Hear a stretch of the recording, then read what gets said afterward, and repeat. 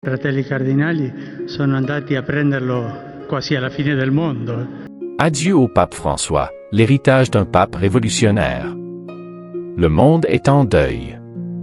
Ce lundi 21 avril 2025, à 7h35 du matin, le Vatican a annoncé la mort du pape François. Il avait 88 ans.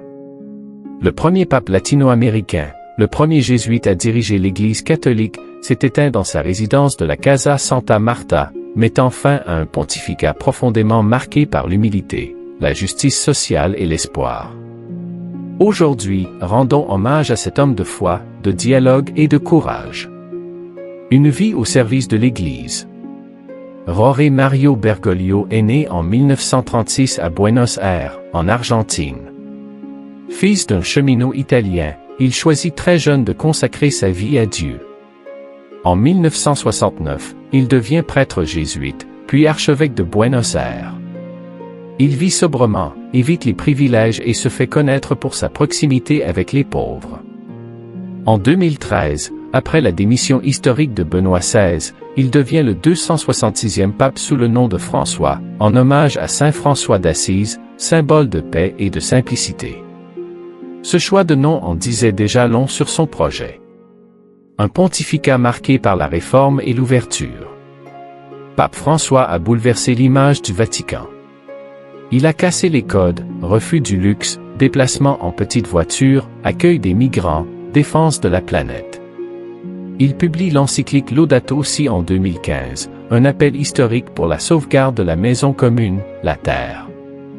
Il a aussi tendu la main aux autres religions, aux marginalisés, et a osé aborder des sujets tabous au sein de l'Église, les abus sexuels, le célibat des prêtres, l'homosexualité, les femmes dans l'Église.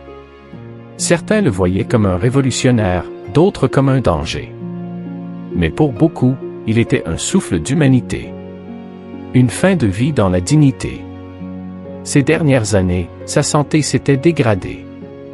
Opération, douleur au genou, fatigue. Mais il n'a jamais cessé de porter la voix de l'Église. La veille de sa mort, il avait encore prononcé la bénédiction pascale. Il est mort dans la discrétion, fidèle à son style, humble, silencieux, mais inoubliable. L'héritage d'un pape du peuple. Pape François nous laisse un héritage immense. Il a rapproché l'Église des fidèles, redonné une voix aux pauvres, et rappelé que l'Évangile est avant tout un message d'amour. Que restera-t-il de lui? Un style, une vision, et surtout un exemple, celui d'un homme simple, qui n'a jamais cessé de croire en la fraternité humaine. Si vous aussi, vous avez été touché par le message du pape François, laissez un cœur rouge en commentaire. Abonnez-vous pour d'autres contenus spirituels, historiques et humains. Et surtout, partagez cette vidéo pour que l'héritage de ce grand homme ne soit jamais oublié.